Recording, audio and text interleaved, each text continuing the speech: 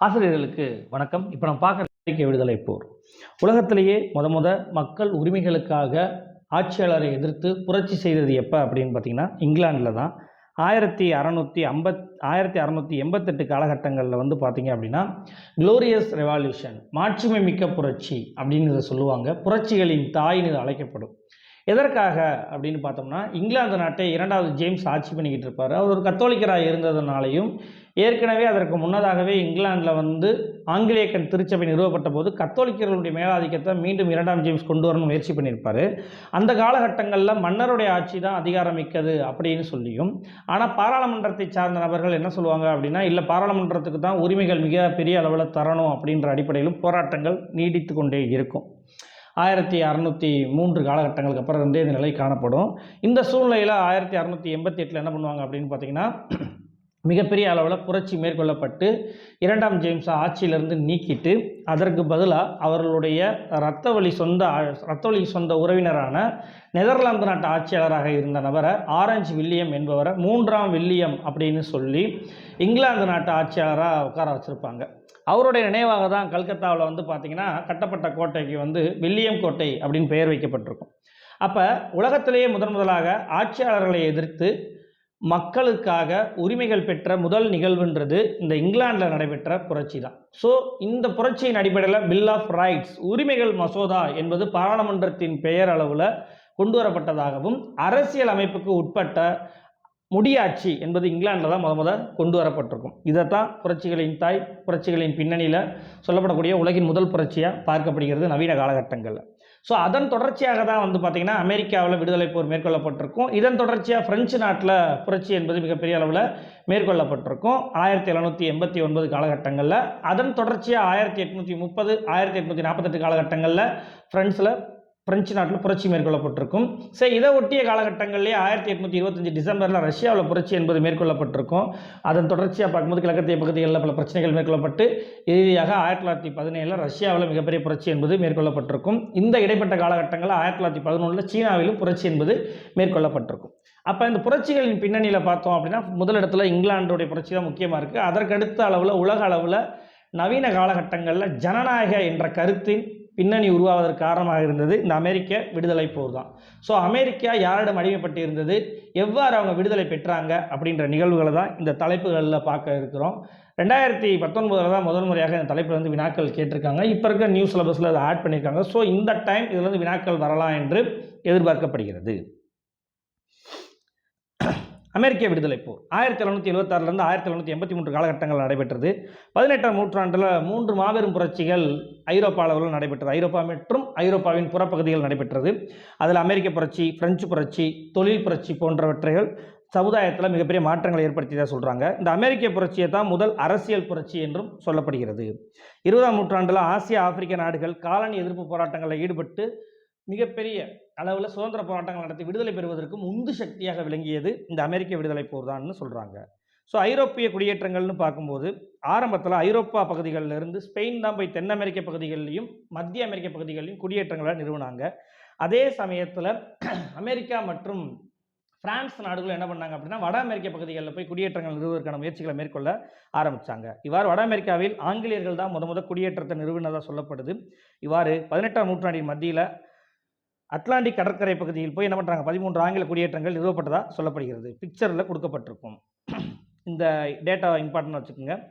13 colonies in order: Virginia 1607, நியூயார்க் 1626, Massachusetts Bay 1630, Maryland 1633, Rhode Island 1636, Connecticut 1636, New Hampshire 1638, Delaware 1638, North Carolina 1653, South Carolina 1663, New Jersey 1664, Pennsylvania 1682, Georgia 1632.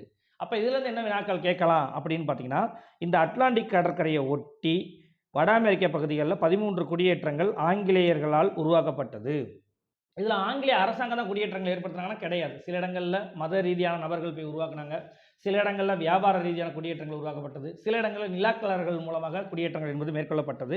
இவ்வாறு முதல் குடியேற்றம் எப்போது, யாரால், எந்த ஆண்டுன்னு கேட்கலாம், இல்லை எந்த இடம்னு கேட்கலாம், இல்லை இறுதியான குடியேற்றம் எதுன்னு கேட்கலாம், இல்லை இந்த குடியேற்றங்களை குறித்து வரிசைப்படுத்துன்னு கூட கேட்கறதுக்கு வாய்ப்புகள் உண்டு. சரிங்களா?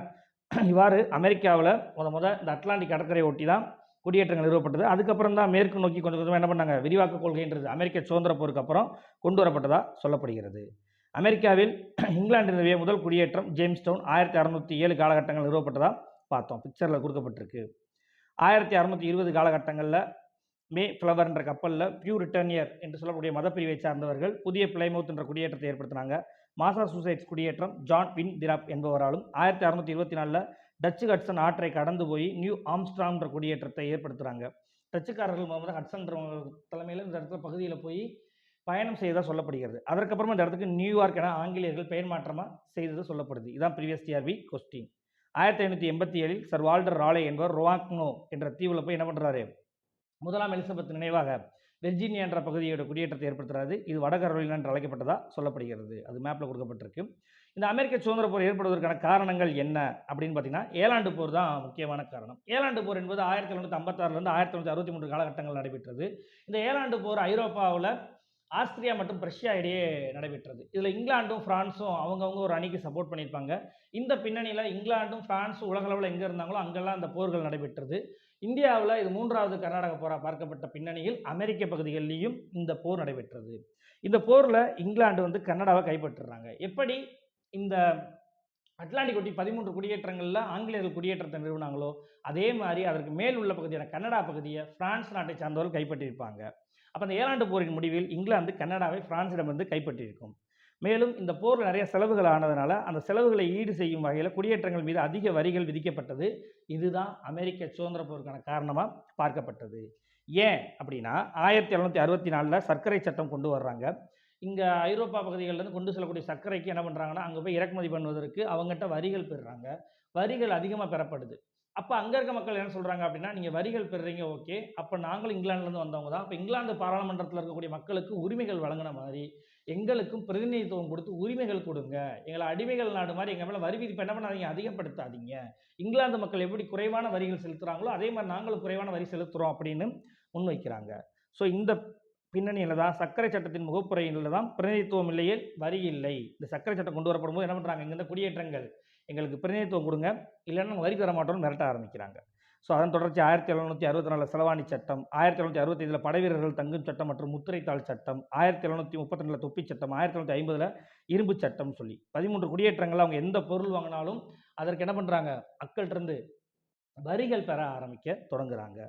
ஸோ இந்த சூழ்நிலையில் 1767 இங்கிலாந்து நிதியமைச்சராக இருந்த சார்லஸ் டவுன்சன் என்பவர் என்ன பண்ணுறாங்கன்னா, இறக்குமதி பொருட்களுடைய வரியை அதிகப்படுத்திட்டே போகிறாரு. கண்ணாடி, காகிதம், வர்ணப்பூச்சி, தேயிலை, ஈயம் போன்றவற்றின் மீதும் புதிய வரிகளை விதிக்க ஆரம்பிக்கிறாங்க. இதுக்கு முன்னாடிலாம் அவங்க இந்த பொருட்களுக்கு வரிகள் என்பது செலுத்தலை. இந்த சூழ்நிலையில் வரி விதிப்பை எதிர்த்து 1770 மார்ச் 5ஆம் தேதி பாஸ்டன் நகரில் என்ன பண்ணுறாங்கன்னா, மக்கள் ஊர்வலமாக போய் வரி குறைப்பு செய்யணும்னு போராட்டம் நடத்துகிறாங்க. பட் அப்போது இருந்த ஆங்கில அரசாங்கம் என்ன பண்ணுது அப்படின்னு பார்த்தீங்கன்னா, தன்னுடைய இராணுவத்தை அனுப்பி பாஸ்டன் நகரில் போராட்டம் நடத்தியவர்கள் மீது தாக்குதல் நடத்துகிறாங்க. இதை பாஸ்டன் படுகொலைன்னு வரலாற்றில் சொல்கிறாங்க. இது எக்ஸாம் பாயிண்ட் ஆஃப் வியூ கேட்க வாய்ப்புகள் உண்டு. சரிங்களா? இதை 13 குடியேற்றங்களை சார்ந்த இந்த மக்கள் ஞாபகத்திலே வச்சுட்டு என்ன பண்ணுறாங்கன்னா, ஆங்கிலேயர்களை பழிவாங்கன்னு நினைக்கிறாங்க. இதன் சூழ்நிலையில் தேயிலை மீதும் வரி விதிப்பு இந்த காலகட்டங்களில் கொண்டு வரப்பட்டதை புரிஞ்சுக்கிட்டு டிசம்பர் 16, 1773 பாஸ்டன்ற துறைமுகத்தில் 232 பெட்டிகள் கிட்ட என்ன பண்ணியிருப்பாங்கன்னா, ஆங்கிலேயர்கள் பெட்டிகளை கொண்டு வந்து கடலில் நிப்பாட்டியிருப்பாங்க கப்பலில். அந்த பெட்டிகள் எல்லாம் தூக்கி கடலில் போட்டுருவாங்க. நீ இது தேயிலை கொடுத்தா வரி வாங்குற, இந்த பெட்டி தூக்கி போட்டால் உனக்கு நஷ்டம் தானே அப்படின்ற அடிப்படையில் எதிர்ப்பை காமிச்சிருப்பாங்க. இதைத்தான் வரலாற்றில் பாஸ்டன் தேநீர் விருந்துன்னு சொல்கிறாங்க. ஸோ பாஸ்டன் படுகொலை அல்லது பாஸ்டன் தேநீர் விருந்து எக்ஸாமில் கேட்கறதுக்கு வாய்ப்புகள் உண்டு. இதுவரை பொருட்கள் மீது மட்டும் வரி விதிச்சுக்கிட்டு இருந்த ஆங்கில அரசாங்கம் இனி அடக்குமுறை சட்டங்களை கொண்டு வராங்க. இதன் அடிப்படையில் தான் 1974 பொறுத்துக்கொள்ள முடியாத சட்டங்கள் என்ற அடிப்படையில் பல சட்டங்கள் இயற்றப்படுது. கியூபக் சட்டம் செப்டம்பர் 5, 1774 முதல் கண்ட மாநாடு பிலடெல்பியா என்ற இடத்துல இந்த 13 குடியேற்றங்கள் 12 குடியேற்றங்கள் ஒன்றிணைந்து என்ன பண்ணுறாங்கன்னா, சார்ஜியாவை தவிர மற்ற எல்லாமே என்ன பண்ணுறாங்க, ஆங்கில அரசாங்கத்தை எதிர்த்து நம்ம போராட்டம் நடத்தணும், நம்ம விடுதலை பெறுவதற்கான முயற்சிகளை மேற்கொள்வோம்னு சொல்லி முதலாவது கண்ட மாநாடு நடத்துகிறாங்க. மே 10, 1775 இரண்டாவது கண்ட மாநாடு பிலடெல்பியா நடைபெறுது. இதில் 13 குடியேற்றங்களும் ஒன்று சேர்ந்து ஆங்கில அரசாங்கத்தை எதிர்க்கணுன்ற முடிவுக்கு வர்றாங்க. இந்த சூழ்நிலையில் குடியேற்ற பெண்கள் விடுதலையின் புதல்விகள் டாட்டர்ஸ் ஆஃப் லிபர்ட்டி என்ற அமைப்பையும் ஏற்படுத்தி பெண்களும் இந்த எதிர்ப்புணர்வு போராட்டத்தில் ஈடுபட ஆரம்பிக்கிறாங்க. இவ்வாறு அப்போது இருந்த இங்கிலாந்து அரசர் 3ஆம் சார்ஜுக்கு ஆலிவ் கிளை விண்ணப்ப மனு ஒன்று அனுப்புகிறாங்க. அது என்ன அடிப்படையில் அப்படின்னு பார்த்தீங்கன்னா, நாங்கள் ஆங்கில அரசாங்கத்தை ஏற்றுக்கொள்ள நினைக்கிறோம், ஆனால் ஆங்கில மக்களுக்கு உண்டான உரிமைகளை எங்களுக்கு கொடுங்க அப்படின்ற அடிப்படையில் சமாதான விண்ணப்பம் இதை அனுப்புகிறாங்க. பட் அதை ஆங்கில அரசரும் ஏற்றுக்கொள்ளாததுனால என்ன பண்ணுறாங்க, ஆயுதம் தாங்குவதற்கான தேவையும் காரணமும் நமக்கு வந்துருச்சு. ஸோ புரட்சி செய்கிறோம், போராட்டம் நடத்தி நம்ம தனி நாடாக விடுதலை பெற முயற்சி மேற்கொள்வோன்ற அடிப்படையில் செயல்பட ஆரம்பிக்கிறாங்க. அதற்கு முன்னதாக எந்த ஒரு குடியேற்ற நாடும் அடிமைப்பட்டு இருந்தபோது எதிர்த்து தன்னுடைய ஆதிக்கம் ஏகாதிபத்தியம் செலுத்திய நாட்டின் மீது விடுதலை பெற்றதா வரலாற்றில் எந்த ஒரு பதிவும் இல்லை. ஸோ ஃபஸ்ட் டைமாக அமெரிக்கன்ஸ் தான் கையில் எடுக்க ஆரம்பிக்கிறாங்க. இந்த அமெரிக்கன்ஸ் சொன்னாலும் இவங்க எல்லாமே எங்கேருந்து வந்தவங்க தான், இங்கிலாந்து பகுதியிலிருந்து வந்தவங்கன்றது தான் குறிப்பிடத்தக்க ஒன்று. விடுதலை அறிக்கை தாமஸ் பெயின் என்பவர் எழுதிய காமன் சென்ஸ், ஆங்கிலத்தில் ஞாபகத்தில் வச்சுக்கோங்க, அதான் சரியாக இருக்கும். யூஜிடிஆர் இந்த வினா கேட்டிருந்தாங்க. ஜனவரி 1976 வெளியிடுறாங்க. இந்த நூலின் அடிப்படை என்ன அப்படின்னு பார்த்தீங்கன்னா, அமெரிக்கர்கள் 13 குடியேற்றங்களை உருவாக்கி அமெரிக்க நாடு நம்ம அமெரிக்கான்ற ஒரு தனி தேசத்தை உருவாக்கணுன்ற முயற்சியை மேற்கொள்கிறாங்க. இதில் 1,00,000 பிரதிகள் விற்பனை செய்யப்பட்டதாக சொல்லப்படுகிறது. இதில் முழுமையான சுதந்திரம் என்ற கான்செப்டை முன் வச்சாங்க. எவ்வாறு சமூக ஒப்பந்தம் ரூசோவால் எழுதப்பட்டது பிரெஞ்சு புரட்சிக்கு காரணமோ, டாஸ் கேபிட்டல் என்ற மூலதனம் கார்ல் மார்க்ஸால் எழுதப்பட்ட நூல் ரஷ்ய புரட்சிக்கு மிக முக்கிய காரணமாக விளங்கியதோ, அதே மாதிரி இந்த அமெரிக்க சுதந்திர போருக்கு மிக முக்கியமாக விளங்கியது இந்த காமன் சென்ஸ் என்ற நூல் தான் என்று கருதப்படுது. ரிச்சர்ட் ஹென்ரி லீ வெர்ஜீனியா பகுதியை சார்ந்தவர் ஜூன் 7, 1976 சுதந்திரத்துக்கான தீர்மானத்தை கொண்டு வர்றார். வார்த்தை முக்கியம், சுதந்திரத்துக்கான தீர்மானம். இந்த அமெரிக்க சுதந்திர பிரகடனம் என்பதை ஜூலை 4, 1776 தாமஸ் ஜெபர்சன் என்பவர் என்ன பண்ணுறாரு, அமெரிக்கா விடுதலை பெற்றே ஆகணும்னு சொல்லி சுதந்திர பிரகடனத்தை அறிவிக்கிறாங்க. இந்த சூழ்நிலையை தான் அமெரிக்க சுதந்திர தினமாக இவங்க மீண்டும் மீண்டும் கொண்டாடி வந்ததாக சொல்லப்படுகிறது.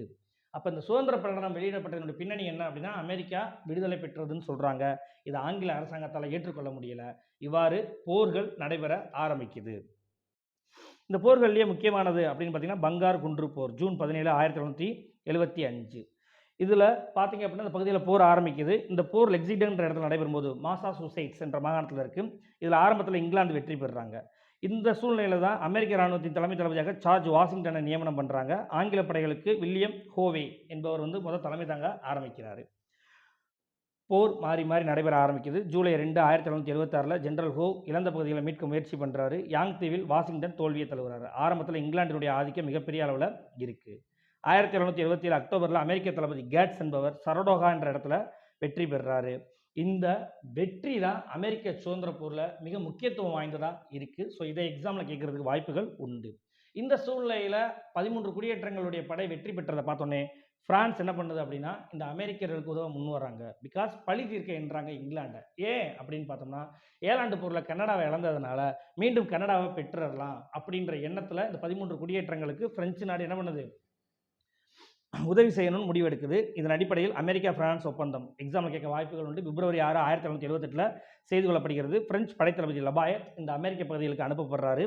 இவ்வாறு ஜூன் 1778 பிரான்ஸுக்கும் இங்கிலாந்துக்கு இடையே பார்த்தீங்கன்னா போர் தொடங்க ஆரம்பிக்குது. இந்நிலைப்பாடில் பார்த்தோம் அப்படின்னா யார்க் டவுன்ற பகுதியில் அக்டோபர் 19, 1781 போர் நடைபெறுது. இப்போ இங்கிலாந்து படையின் தலைமை தளபதி யார் இருந்தார்னா காரன் வாலிஸ் இருந்தார். 1781 வாஷிங்டனுடைய படை காரன் வாலிஸை யார்க் டவுன்ற இடத்துல தோல்வி அடைய செய்கிறாங்க. இவ்வாறு இங்கிலாந்து படை வேறு வழி இல்லாமல் 13 குடியேற்றங்கள்லேருந்து வெளியேறதுக்கு காரணமாக அமைந்த போர் யார்க் டவுன் போர் தான் ஆகும். ஸோ உலகம் தலைகீழாக மாறியது என்ற பாடல் அந்த காலகட்டங்களில் இசைக்கப்பட்டதாக சொல்கிறாங்க. அது ஐரோப்பாவில் இருந்து முக்கியமான பாடல்லாம் சொல்லப்படுது. ஸோ இந்த அமெரிக்க சுதந்திர போரினுடைய விளைவுகள் என்ன அப்படின்னு பார்த்தோம்னா, உலகின் முதல் எழுதப்பட்ட அரசியலமைப்பு கொண்ட குடியரசு நாடு உதயமாகியது. இது குடியரசு நாடுகளோட உலகின் முதல் ஜனநாயக குடியரசு நாடு உதயமாகியதுன்னே சொல்லலாம். ஏன்னா மக்களால் மக்களுக்காக ஒரு ஆட்சியை உருவாக்கணுன்ற முயற்சியை மேற்கொள்கிறாங்க. அதன் அடிப்படையில் மன்னர் மரபே இல்லாமல், மன்னராட்சி முறையே இல்லாமல், முடியாட்சி முறையே இல்லாமல் என்ன பண்ணுறாங்க, ஒரு அரசியலமைப்பை உருவாக்குறதுக்கான முயற்சிகளையும் மேற்கொள்கிறாங்க. அதனால் உலகின் முதல் ஜனநாயக நாடுனாலும் சரி, ஜனநாயக குடியரசு நாடுனாலும் சரி, இதை தான் குறிக்கும், அமெரிக்காவை தான் குறிக்கும். மற்றும் பிரெஞ்சு புரட்சி மற்றும் காலனி ஆதிக்க நாடுகளில் புரட்சி ஏற்பட காரணமாக இந்த புரட்சி விளங்கியதாக சொல்கிறாங்க. 1776 ஏற்படுத்தப்பட்ட சுதந்திர பிரகடனம் என்ன சொல்கிறாங்க, பிறப்பால் அனைவரும் சமம்ன்ற ஒரு கருத்தை சொல்லியது. ஆனால் இது பெயர் அளவில் தான் இருந்தது. இப்போ உதாரணத்துக்கு இந்திய அரசியலமைப்பில் விதி 14 என்ன சொல்லுது, அனைவரும் சமம்னு சொல்லுது. ஆனால் உண்மையிலேயே சமுதாயத்தில் பார்த்தோன்னா எல்லாரும் சமமாக தான் நடத்தப்படுறாங்களான்னு கேட்டால் கிடையாது. பல இடங்களில் வேற்றுமைகள்ன்றது இருக்க தான் செய்யுது, பாலின வேறுபாடுகள்ன்றது இருக்க தான் செய்யுதுன்ற மாதிரி அமெரிக்காவில் பிறப்பால் சமம் சட்டம் சொன்னாலும் அங்கே இருந்த மக்கள் அதை ஏற்றுக்கொள்ளலை. 13 குடியேற்றங்களில் வடபகுதி அமெரிக்க குடியேற்றத்தை சார்ந்தவர்கள் அதை ஏற்றுக்கொள்கிறாங்க. ஆனால் தென்பகுதி அமெரிக்க குடியேற்றத்தை சார்ந்தவர்கள் ஏற்றுக்கொள்ளலை. காரணம் என்ன அப்படின்னா, இந்த 13 குடியேற்றங்களில் வடபகுதி அமெரிக்க குடியேற்றங்களை சார்ந்தவர்கள் முதலாளித்துவ எண்ணத்தை கொண்டவர்கள், தொழிற்சாலை வளர்ச்சியின் மேல கவனம் செலுத்தியவர்கள். ஆனால் தென் அமெரிக்க குடியேற்ற பகுதியை சார்ந்தவர்கள் வந்து பார்த்தீங்க அப்படின்னா, நிலக்கிழார்களா இருந்தாங்க. பெரும்பாலும் பண்ணை விவசாய முறைய அவங்க ஃபாலோ பண்ணாங்க. அப்ப அவங்களுக்கு நிறைய அடிமைகள் தேவைப்பட்டதுனால, ஆப்பிரிக்காவுல இருந்து அந்த கருப்பின மக்களை அடிமைகளாக வைத்து அந்த விவசாயத்தை மேற்கொண்டாங்க. அப்ப அடிமைகளுக்கு எப்படி ஈக்குவாலிட்டி குடுக்குறதுன்ற நிலைப்பாடு இருந்தது. இது ஆரம்பத்துல இருந்தே முற்றலும் முதலுமா இருந்தது தான் 1861 காலகட்டங்கள்ல அமெரிக்காவுல மிகப்பெரிய உள்நாட்டு போராகவே மாறியது. சரிங்களா? ஆபிரகாம் லிங்கனுடைய பீரியட்ல நடந்திருக்கும். கடைசியா இந்த ஆபிரகாம் லிங்கனுடைய பீரியட்ல என்ன பண்ணியிருப்பாங்கன்னா, தென் அமெரிக்க குடியேற்ற பகுதிகள, வட அமெரிக்க குடியேற்ற பகுதிகள் வெற்றி பெற்று, கடைசியா இந்த அடிமை முறையிலெல்லாம் பல மாற்றங்கள கொண்டு வந்திருப்பாங்க. அப்ப 1776ல சொல்லப்பட்ட சுதந்திர பிரகடனம் என்பது அமெரிக்க உள்நாட்டு போர்ல தான் முடிவுக்கு நடைமுறைப்படுத்தப்பட்டிருக்கும். லபாயத், ஜெபர்சன் உதவியோடு மனிதன் மற்றும் குடிமக்களின் உரிமைகள் பற்றிய பிரகடனமும் அந்த காலகட்டங்களில் எழுதப்பட்டதா சொல்றாங்க. பிரதமர் நார்த் பிரபு என்ன பண்றாருன்னா, இங்கிலாந்துல இருந்த பிரதமர் பதவியை ராஜினாமா செய்கிறாரு. 1783ல பாரிஸ் ஒப்பந்தம்ன்றது செய்து கொள்ளப்படுகிறது. அப்போது இங்கிலாந்து பிரதமராக இருந்த ராக்கிங்ஹாம் பிரபு என்ன பண்றான், பிரான்ஸ்ல பாரிஸ்ல வந்து இந்த அமெரிக்க 13 குடியேற்றங்களை நாங்கள் விடுதலை பெற்றுக்கொண்டதை ஏற்றுக்கொள்றோம்ன்ற உடன்படிக்கையை செய்து கொள்றாங்க. மேலும் அரசர் 3ஆம் சார்ஜ் என்ன பண்றாரு அப்படின்னு பார்த்தோம்னா, மக்கள் மீதான கட்டுப்பாட்டை இழந்துடுறாரு. சார்ஜ் வாஷிங்டன் 1732 1799 அவருடைய பீரியட். சரிங்களா? அவர் முதல் அமெரிக்க குடியரசுத் தலைவராக தேர்வு செய்யப்படுறாங்க. கூட்டாட்சி, மக்களாட்சி, குடியரசு கோட்பாடு என்பது அமெரிக்காவில் முதன்முறையாக நடைமுறைப்படுத்தப்படுகிறது. இங்க இருந்து இந்த கருத்து கொஞ்சம் கொஞ்சமா பரவ ஆரம்பித்து தான் 2ஆம் உலகப் போரோட முடிவில் இன்றைய உலகின் பெரும்பாலான நாடுகள் கூட்டாட்சி, மக்களாட்சி, ஜனநாயக குடியரசு கருத்துக்களை ஏற்றுக்கொண்டு தங்களை தாங்களே நிர்வகித்துக் கொள்றாங்கன்ற அடிப்படையில் அமெரிக்க சுதந்திர போர் உலக வரலாற்றில் மிகப்பெரிய தாக்கத்தை ஏற்படுத்தியதுன்னு நம்ம முடிவுக்கு வரலாம். தேங்க்யூ.